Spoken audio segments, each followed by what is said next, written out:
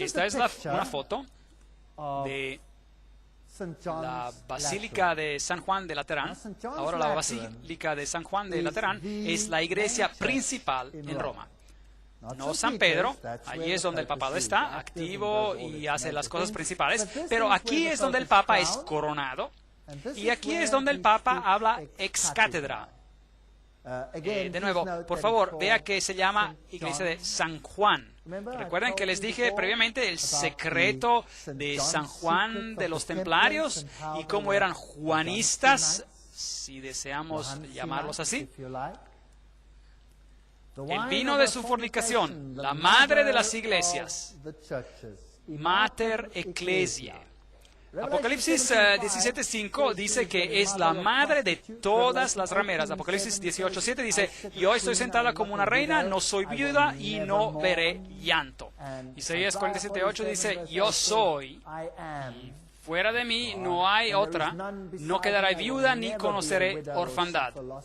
Entonces, si las iglesias se separaron de ella, quizás las recuperará, ya que dice, no conoceré orfandad.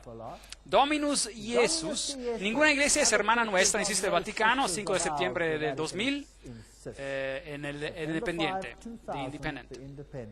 Increíble. La Iglesia de Roma cumple con cada una de las profecías. Debe siempre quedar claro que la única Santa Iglesia Universal Católica y Apostólica no es la hermana, sino la madre de todas las iglesias. El Papa Ratzinger, cuando era cardenal en el 2000. Lo deja bastante claro. En ese entonces, él era la cabeza de la Congregación de la Doctrina y la Fe, la cual es la organización que sustituyó la antigua Inquisición. Definición de incredulidad, herejía, apostasía. No hay ofensa más grave que la herejía y por lo tanto debe ser arrancada con fuego y espada. Eso es lo que la Enciclopedia Católica dice en el 1911, volumen 14. Páginas 767-768. Aquí el Catecismo Católico dice, la incredulidad es el desatender la verdad revelada o el rehúso intencional en aceptarla.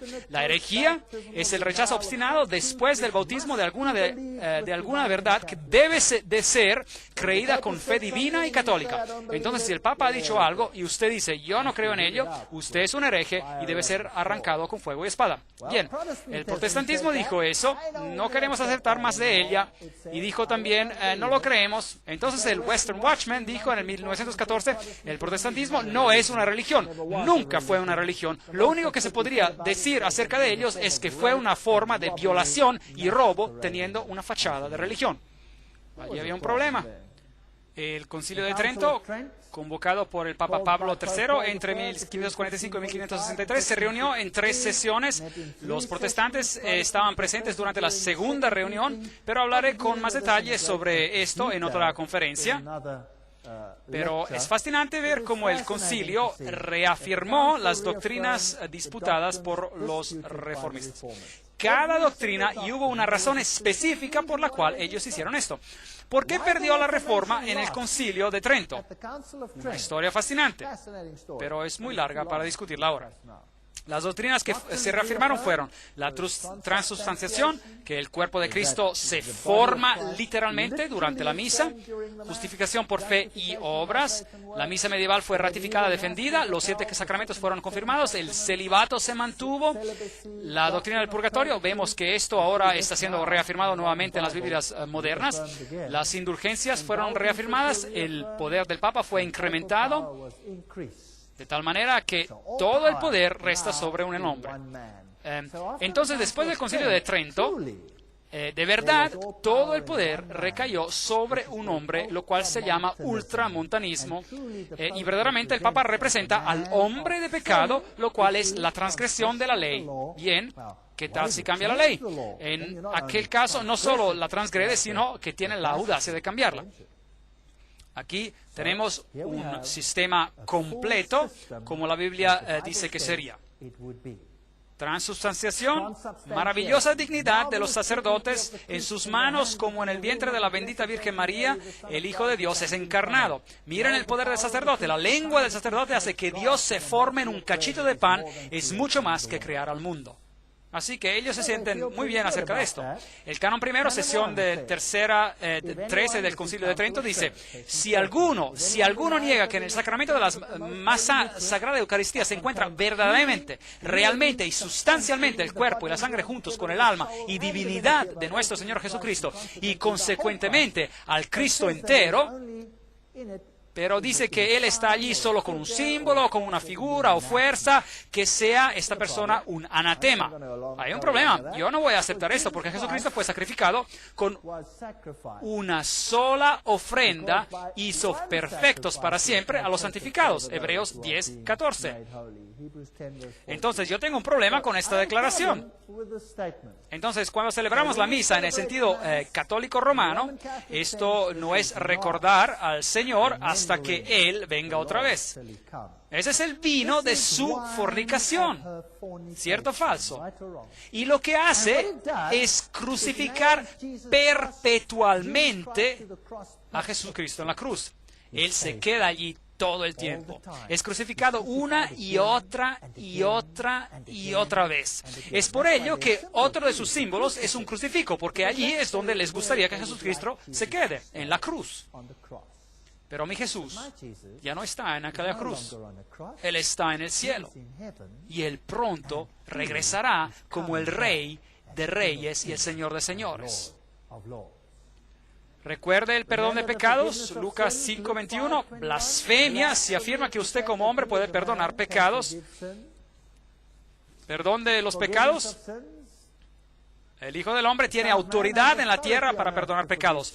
Fue lo que le dijo al paralítico: a ti te digo, levántate, toma tu cama y ve a tu casa. Jesús probó que él tenía esa autoridad. Pero el sacerdote tiene el poder de las llaves o el poder para liberar a los pecadores del infierno, de hacer que sean dignos del paraíso y de cambiarlos de ser esclavos de Satanás a ser hijos de Dios. Y Dios mismo está obligado a permanecer por el juicio de sus sacerdotes, y ya sea perdonar o no perdonar. Vimos esta cita ayer. Esas son las doctrinas del vino de fornicación. María la Mediatrix, ahora Jesús desaparece. 1854, el Papa Pío IX declaró a María Inmaculada. 1951, el Papa Pío XII definió y reforzó la doctrina de la asunción corporal de María.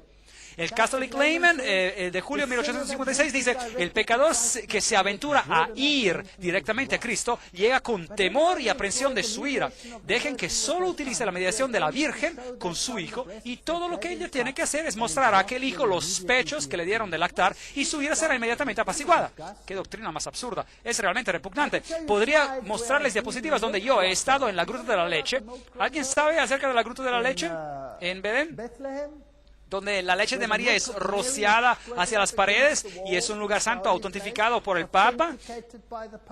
Ese es un ritual antiguo de fertilidad del paganismo.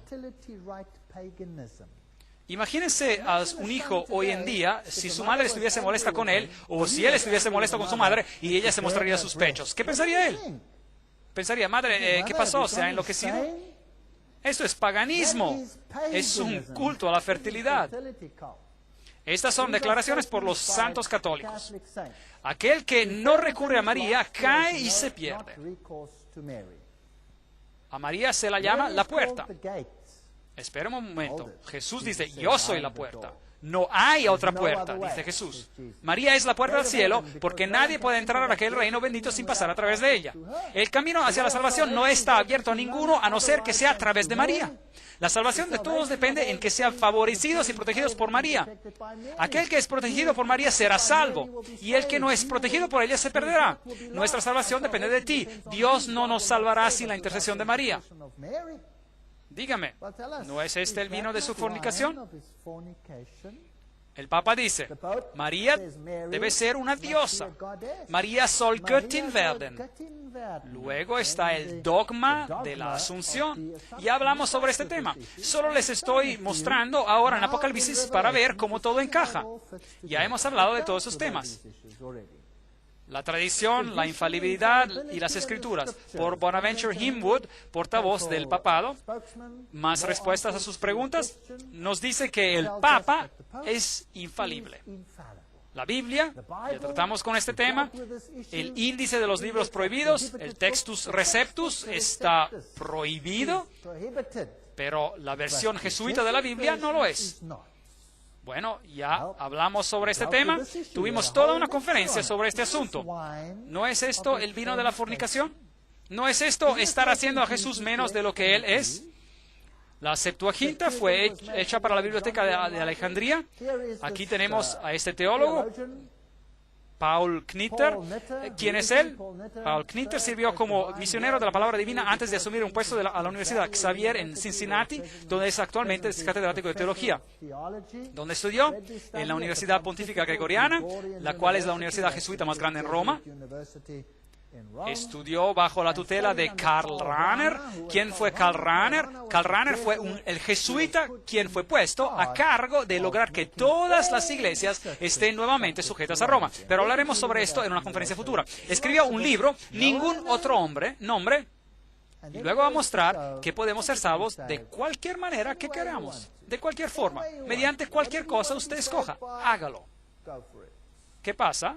¿No es esto el vino de su fornicación? Religión mundial, los símbolos masones, el Dalai Lama, las cruces dobladas. ¿Sabían que aquella es la misma cruz que usan los satanistas? Con un Cristo muerto ahí, con una V, una vela oriental, como símbolo que el triángulo masón colgado de esta cruz doblada, esto es luciferanismo. Y usan IHS, dicen que significa Jesus Hominum Salvator. Algunos dicen que significa en su servicio. No, en realidad significa Isis, Horus, Seb, la Trinidad egipcia. Si nos fijamos en el atrio exterior, es un círculo, dentro de un círculo, una rueda, dentro de una rueda, las 8 trabas de la rueda del sistema solar o de las deidades solares, con la parte que le falta a Osiris, representada por la estela aquí en el medio. Es fascinante. Mitra, matando al toro, la victoria sobre el mal. Y recuerden que esotéricamente el mal es definido como a Jesús. Esta es la estructura del culto a Mitra. Los miembros atravesaban por una serie de 7 grados, cada uno de los cuales tenían un símbolo especial y un planeta tutelar. Desde el más bajo hasta el más alto son Corax, cuervo bajo Mercurio. Ninfus, consideren es interesante. Ninfus, una palabra inventada que significaba la esposa hombre bajo Venus. Eso significa que cuando uno era iniciado en este sacerdocio, uno es la esposa hombre. Con el celibato, ¿practica eso Roma? Sí. Pero como el esposa hombre, no es necesario ser tan celibato como algunos piensan. Pero no entremos en esos detalles. Miles, el soldado bajo Marte, Leo, el león bajo Júpiter, el persa bajo la luna, Heliodromus, el mensajero del sol bajo el sol, y finalmente Pater, padre bajo Saturno. Era posible que un iniciado mitraico fuera miembro de más de una secta. A las mujeres no se le permitía convertirse en miembros. Eso es catolicismo. El catolicismo romano es mitraísmo. Ese es el aspecto persa del mismo. Aquí está su rama oculta. Esos son obispos peregrinos, controlan el ocultismo en el mundo, los secretos profundos de lo oculto. Todas las cosas a todos los hombres. Ahí el Papa recibe el tilak, recibe el bindi, la marca roja sobre la frente, que es el símbolo de Shiva, y Shiva es Lucifer. Aquí él besa el Corán, todas las cosas a todos los hombres. La Biblia dice en Apocalipsis 17:2, con ella han fornicado los reyes de la tierra. Bueno, aquí están, con la caída del comunismo, Lech Walesa, enfrente al Papa. Vemos a los reyes del mundo que han creado caos sobre este planeta, teniendo tratos con el papado. Vemos a Gorbachev con el papado. Vemos a los así llamados dictadores con el papado. En realidad, siendo parte integrante de ellos. ¿Por qué siempre que se visten de negro cuando visitan al Papa? ¿Por qué deben reflejar ambos lados de la historia de los masones? El conocimiento del bien y del mal. La reina de los Bilderbergers, el príncipe Felipe, tenemos algunas cosas interesantes que decir sobre él. El príncipe Carlos es su vestimenta de negro con el Papa de blanco. Y aquí tenemos lo mismo ocurriendo con el mundo islámico. Por lo menos llevan la corbata negra, eso tiene puesto, y medias negras. Y ahí está Margaret Thatcher, allí está Carter, los japoneses, y Bush, y Blair, ¿Los reyes de este mundo trabajan con ese sistema, sí o no? ¿Hay algún sistema en este planeta que califique como ese sistema? Ignacio de Loyola y por abajo ellos juntos. Y si usted está pensando sobre votar, Wahlkampf der Schädelgruftis. Bueno, eso simplemente significa que la batalla será entre este hombre aquí y este hombre aquí. Pero ambos son miembros de la sociedad secreta Skull and Bones, Calavera y Huesos. Entonces, ¿a quién le importa quién gana la siguiente elección? ¿A quién le importa? Apocalipsis 17:6. Vi a la mujer ebria de la sangre de los santos y de la sangre de los mártires de Jesús. Encontramos el texto en Apocalipsis 17:6. Allí lo dice: la noche de Bartolomé, los valdenses, la guerra de 30 años, la guerra de los 100 años, el derramamiento de sangre, Stalin, y la lista sigue, todo lo que han hecho al pueblo de Dios, increíble. Los masacraron por todos lados, la Inquisición. Tomás de Aquino dijo que los herejes declarados culpables deben de ser puestos a muerte, tanto como los otros criminales. La Iglesia Católica respeta la libertad de conciencia y la libertad. Sin embargo, cuando viene enfrentada por herejía, ella recurre a la fuerza, al castigo corporal, a la tortura. Ella prendió en Italia las hogueras, las piras funerarias de la Inquisición. Ese es el único sistema que califica. Ya hemos hablado sobre el juramento jesuita, no voy a leérselo otra vez, las terribles torturas por herejía, los herejes, es decir, los que quieren creer y decidir por sí mismos lo que uno va a creer. Apocalipsis 17 nos da más información. Apocalipsis 17:7, el ángel me dijo: ¿por qué te asombras?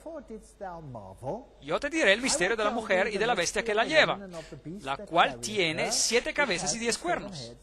Hablemos sobre esto un poco más. La bestia que has visto era y no es y está para subir del abismo. El Cordero de Dios una vez era, luego ya no fue y luego vendrá de nuevo. ¿Cierto? Entonces se trata de una falsificación de Cristo. Ese sistema se coloca a sí mismo en el lugar de Jesucristo. Entonces este poder político, esta bestia que has visto, era y no es, y está para subir del abismo y a ir a perdición. Los habitantes de la tierra, aquellos cuyos nombres no están escritos en el libro de la vida, desde la fundación del mundo, se asombrarán viendo la bestia que era y no es y será. Aquella es una declaración interesante. Ha habido mucha especulación sobre esto. Ahora, tratemos de desenmarañar esto y veamos si podemos llegar a un resultado. No pretendo ser dogmático, pero veamos lo que podemos obtener. La etapa del no es, en el 1798 la bestia recibió una herida mortal. ¿Es aquello correcto? Entonces la bestia gobernó en la Edad Media y luego ya no es, murió. Parecía tener una herida mortal y luego vendrá de nuevo. ¿Y es aquello correcto? Démosle un vistazo a esta etapa del no ser. En el 1798 recibió una herida mortal. ¿Qué fue lo que hizo en secreto, clandestinamente, cuando supuestamente estaba muerta? Bueno, en 1854 se promulgó el dogma de la concepción inmaculada. En 1870 la infalibilidad. En 1929 se coronó a sí mismo gobernante soberano del mundo. En 1951 la ascensión de María. Y hoy en día, actualmente, María es abogada, mediadora y corredentora. Esto es un reemplazo total de Jesucristo. ¿Qué sistema se ha desarrollado en aquel tiempo? Apocalipsis 17:9. Esto para la mente que tenga sabiduría. Las 7 cabezas son 7 montes. En griego, oros, monte, sobre los cuales se sienta la mujer. Ahora, aparte del hecho de que Roma está construida sobre 7 colinas, lo cual es un punto interesante, hay otros asuntos también. El número 7 es también el número que describe los 7 reinos, ¿recuerda? Hay 7 reyes. Entonces ahora tenemos a un rey y a un reino que se juntan. 5 de ellos han caído y uno es y el otro aún no ha venido. En cuanto venga, deberá durar breve tiempo. La bestia que era y no es también el octavo.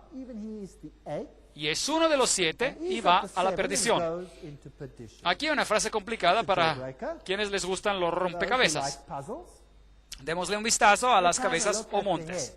En la Biblia ellos simbolizan imperios y no a reyes individuales. Yo pagaré a Babilonia y a todos los moradores de Caldea todo el mal que ellos hicieron en Sión delante de vuestros ojos, dice Jehová. Ciertamente yo, dice Jehová, estoy contra de ti, monte destructor, que destruiste toda la tierra. Extenderé mi mano contra ti, te haré rodar de la peña y te reduciré a un monte quemado. Esta es una referencia a Babilonia, que estaba por atacar al pueblo de Dios. Entonces, un monte es un reino.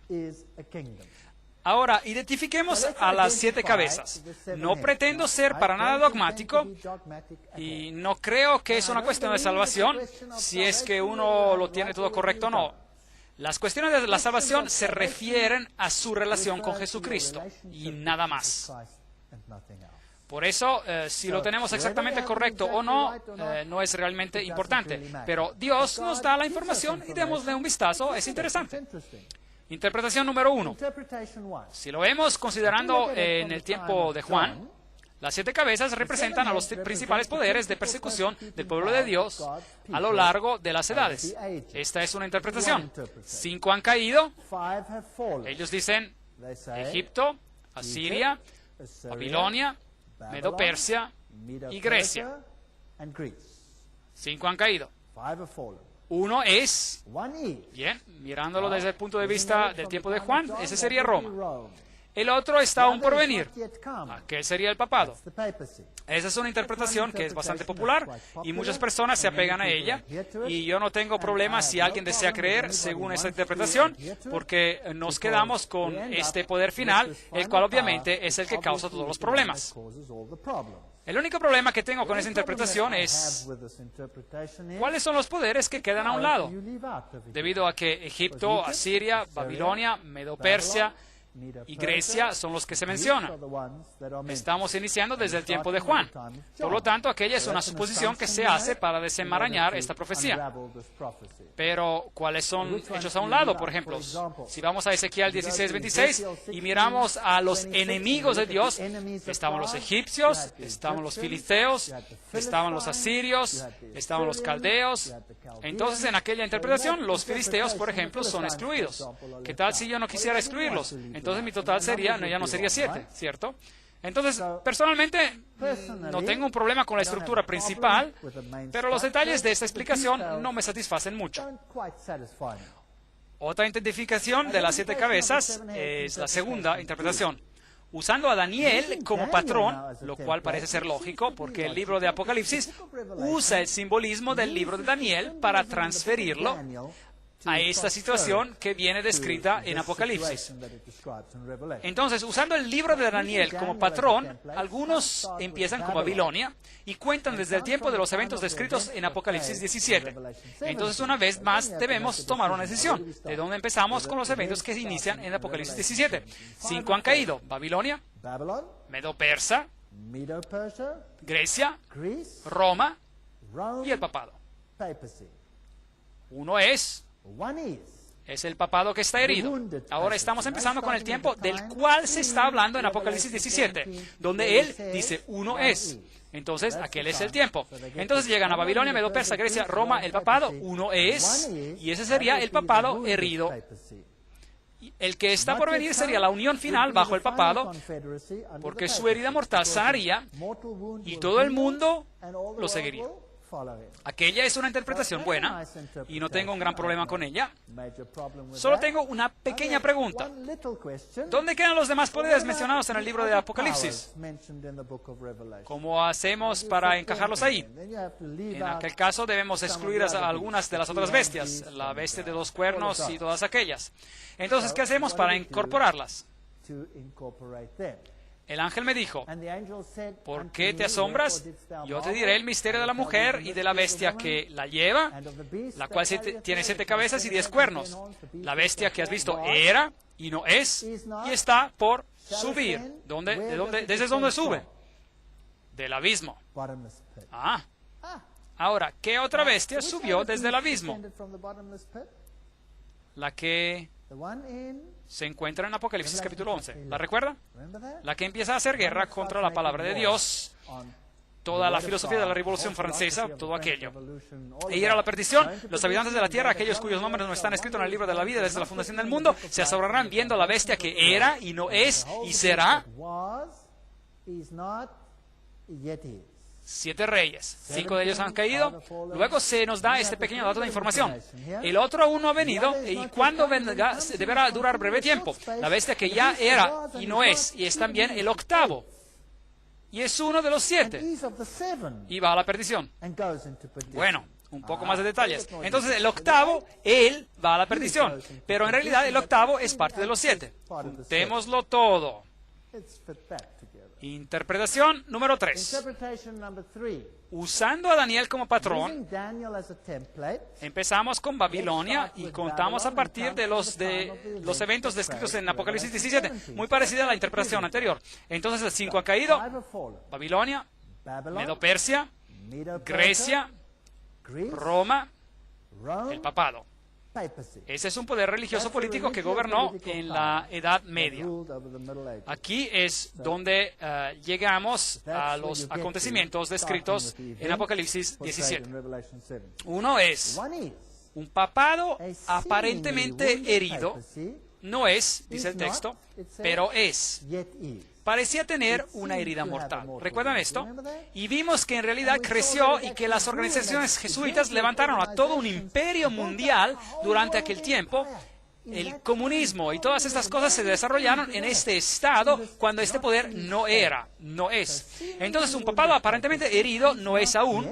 Este es un poder que no es religioso político y está manejado por las sociedades secretas del papado que subieron del abismo en Apocalipsis 11. Esto es lo que sucedió durante la fase del poder que no es o no era. Aún no ha venido. Esta es la imagen de la bestia. Esta es la confederación religioso-política bajo la bestia con semejanza de cordero. El octavo, que es parte de los 7, lo cual sería un nuevo orden mundial, una confederación final bajo el papado. Ahora, esta no es muy diferente a la anterior, y ya sea que preferamos la anterior o esta, en realidad no me importa. Personalmente, así es como me gustaría verlo, pero no estoy encerrado en ello. Quiero decir que realmente no interesa siempre y cuando el último poder termina siendo el papado, porque él sube y luego se va a la perdición. Pero este, para mí, incluye todas las imágenes que tenemos en el libro de Apocalipsis. Y es por esto que esa interpretación es lo que yo supongo el texto quiere decir. Los 10 cuernos que has visto son 10 reyes que aún no han recibido reino. Entonces, si esta es la etapa de la que estamos hablando, esta es la etapa del poder que no es, y hay 10 que aún no han recibido su reino, y aquello es para el futuro. Entonces, ¿qué significan esos 10? Pero recibirán autoridad como reyes por una hora, juntamente con la bestia. Debe haber alguna confederación, entonces 10 puede significar el número de totalidad, todos los reinos del mundo entero dando su poder a la bestia. O podría significar otra cosa. Estos tienen un mismo propósito, entregarán su poder y autoridad a la bestia. Pelearán contra el Cordero. Se trata del poder que comandará la persecución en los tiempos finales. Y el Cordero los vencerá, porque es Señor de señores y Reyes de reyes. Y los que están con Él son llamados elegidos y fieles. Aquí se habla de la batalla final que ha de suceder. En el 17 de septiembre de 1973, el Club de Roma publicó un informe especial y altamente confidencial titulado El modelo regionalizado y adaptativo del sistema global del mundo.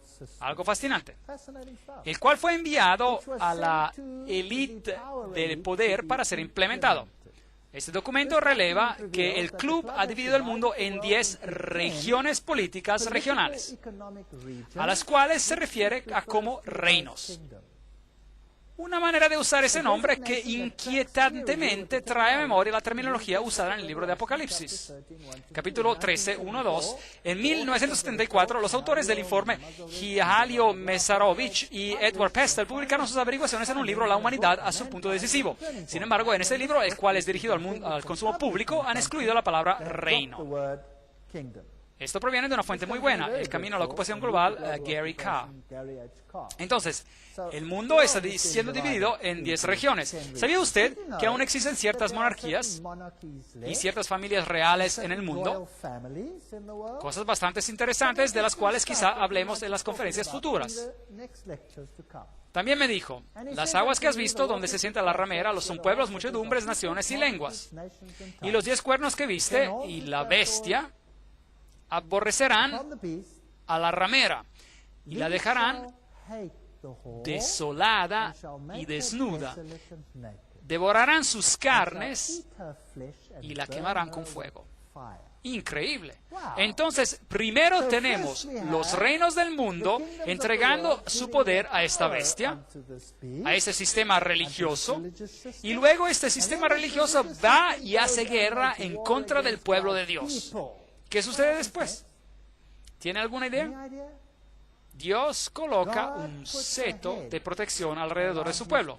Él los protege. Él los sostiene en la palma de su mano, así como lo hizo en Egipto. Y ellos hacen leyes en su contra. No pueden comprar, no pueden vender, no pueden hacer nada. Pero dice la Biblia, tu pan y tu agua serán seguros. Caerán 1000 a tu diestra y 10,000 a tu siniestra, pero a ti no te tocará. Todas las promesas de Dios se aplican. Eventualmente intentarán en su ira de erradicar a este grupo que se aferra a las doctrinas que son contrarias a las doctrinas del mundo.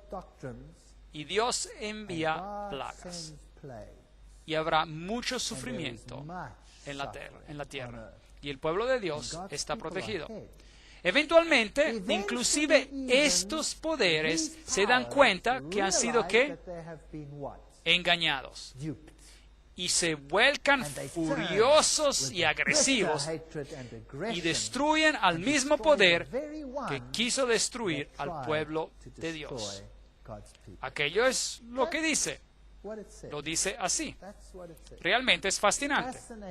Ahora tome nota que interesantemente la queman con fuego.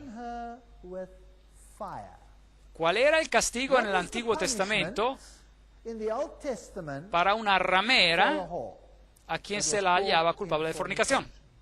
Era apedreada. Era apedreada a muerte. Pero esta está quemada con fuego, se quema con fuego. ¿Cuál fue el castigo para la hija de un sacerdote quien fue hallada en prostitución? Ella era quemada. ¿No les parece interesante? ¿Ve las analogías? Saben, la Biblia es un libro fascinante. Nadie me diga que este libro fue ideado por humanos. Y yo les diré que yo me voy a comer a ese proyector y a mi computadora si esto es cierto. Dios ha puesto en sus corazones la voluntad permisiva de Dios, porque estos reyes están perdidos, al ejecutar lo que Él quiso, de ponerse de acuerdo y dar su reino a la bestia hasta que se hayan cumplido las palabras de Dios. Y la mujer que has visto es la gran ciudad que reina sobre los reyes de la tierra. Esta grande Babilonia, controlada por la ramera de Babilonia. Ven acá y te mostraré la sentencia contra la gran ramera, la que está sentada sobre muchas aguas. Con ella han fornicado los reyes de la tierra y los habitantes de la tierra se han embriagado con el vino de su fornicación. Apocalipsis 17, 1-2. Este es el fin del asunto. Entonces, mi pregunta para ustedes en esta noche es, ¿tememos a este sistema hasta el punto de obedecerlo o nos aferramos a Dios? ¿Cuál es nuestra opción? ¿Por qué seríamos tan tontos de adherirnos a ese sistema si esto es lo que le sucederá? Seríamos tontos de no seguir a Dios. Aparte del hecho de que Dios tiene un hermoso carácter que nunca obliga a nadie y Él solo nos atrae a sí mismo, Dios está lleno de amor y bondad y gentileza. ¿Por qué sería tan tonto de querer seguir a ese sistema? Jeremías 50:24 dice, te puse lazos y sin darte cuenta caíste en ello. Babilonia, fuiste hallada y aún apresada porque provocaste a Jehová. Aquella Aquella era la tipología. Abrió Jehová su tesoro y sacó los instrumentos de su furor, porque esta es la obra de Jehová, Dios de los ejércitos, en la tierra de los caldeos. Venid contra ella desde el extremo de la tierra, abrid sus almacenes, convertidla en un montón de ruinas y destruidla, que no le quede nada. Matad a todos sus novillos, que vayan al matadero. ¡Ay de ellos! Pues ha venido su día, el tiempo de su castigo. Dios le pondrá fin a aquel sistema. Se oye la voz de los que huyen y escapan de la tierra de Babilonia, para dar en Sión las noticias de la retribución de Jehová nuestro Dios, de la venganza de su templo. Juntad flecheros contra Babilonia, a todos los que tensan arco, acampad alrededor de ella, y que de ella no escape nadie. Nadie escapará. Esa es la tipología. El final será el antetipo. Pagadle según su obra los millones que han muerto como consecuencia de ella, conforme a todo lo que ella hizo. Haced con ella, porque contra Jehová se ensoberbeció contra el Santo de Israel. Por ello sus jóvenes caerán en sus plazas y todos sus hombres de guerra serán destruidos en aquel día. Dice Jehová, nación soberbia, yo estoy contra ti, dice el Señor, Jehová de los ejércitos, porque tu día ha venido, el tiempo en que te castigaré. Jeremías 50, 24, 31. Ese sistema tendrá su fin. Jeremías 50, 32. La nación soberbia tropezará y caerá, y no tendrá quien la levante. Prenderé fuego en sus ciudades y quemaré todos sus alrededores. Sorprendente. El Redentor de ellos, Él es fuerte. De Judá, los hijos de Judá estaban siendo oprimidos. Los hijos de Dios serán oprimidos al final de los tiempos. Todos los que ellos tomaron cautivos los retuvieron y no los quisieron soltar. El Redentor de ellos es el fuerte. Él es más fuerte que ellos. Jehová de los ejércitos es su nombre. De cierto defenderá la causa de ellos para hacer que repose la tierra y que se turben los moradores de Babilonia. Espada contra los caldeos, dice Jehová, y contra los moradores de Babilonia, contra sus príncipes y contra sus sabios. Nada de toda su gran sabiduría los podrá ayudar. Isaías 26 dice, anda, pueblo mío, entra en tus aposentos. Cierra tras de ti tus puertas, escóndete un poquito, por un momento, en tanto que pasa la indignación. El Señor castigará a Babilonia, y el pueblo de Dios será cuidado. Porque aquí que Jehová sale de su lugar para castigar al morador de la tierra por su maldad. Contra él y la tierra descubrirás a la sangre derramada en ella y no encubrirá ya más a sus muertos. Habrá una resurrección. Isaías 26, 20, 21. En aquel día Jehová castigará con su espada dura, grande y fuerte, al Leviatán, la serpiente veloz, al Leviatán, la serpiente tortuosa, y matará al dragón que está en el mar. Isaías 27, 1. Aquella es la historia bíblica, la historia más sorprendente que haya sucedido en la historia del mundo.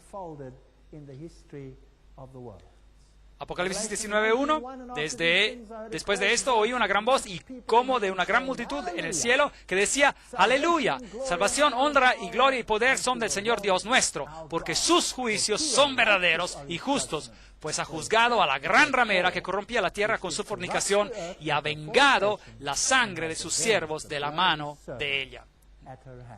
¿No les parece fascinante? Apocalipsis 19:19. Veamos lo que le sucede. Vi a la bestia, a los reyes de la tierra y a sus ejércitos reunidos para guerrear contra el que montaba el caballo y contra su ejército. Entonces aquí vienen. La bestia, el catolicismo, fue apresada y con ella el falso profeta. Qué triste. ¿Quién es él? Tendremos que esperar a otro episodio. Que había hecho milagros delante de ella. Bueno, puedo decirles de quién se trata. ¿Quién fue el que hizo milagros delante de él? Fue el mundo protestante. Fue en los Estados Unidos que el fuego descendió y los milagros se hicieron y que el sistema religioso, la imagen de la bestia, obligó a observar las doctrinas papales. Ya hemos hablado sobre esto y seguiremos comentando sobre este asunto. Con las que había engañado a los que recibieron la marca de la bestia y habían adorado a su imagen. Estos dos fueron lanzados vivos dentro de un lago de fuego que arde con azufre. Solo falta uno aquí. Aquel sería el dragón. Él recibe su merecido más tarde. Los demás fueron muertos con la espada que salía de la boca del que montaba el caballo, y todas las aves se saciaron de las carnes de ellos. No te enfrentes a Dios, o terminarás aquí. Apocalipsis 19:6. Y oí como la voz de una gran multitud, como el estruendo de muchas aguas, como la voz de grandes truenos, que decía: ¡Aleluya! Porque el Señor, nuestro Dios Todopoderoso, reina. Y ese es el final del asunto. Y nosotros no tenemos nada que temer. Nada. En la siguiente conferencia vamos a darle un vistazo al nuevo orden mundial y vamos a enfocar sobre algunos de estos asuntos que están sucediendo hoy en el mundo. Son cosas alarmantes que dan miedo, pero sin embargo, cuando vean que estas cosas están sucediendo, levanten sus ojos porque saben que vuestra redención está cerca. Lucas 21:28. Confíen en el Señor Jesús y no teman a nada. Gracias.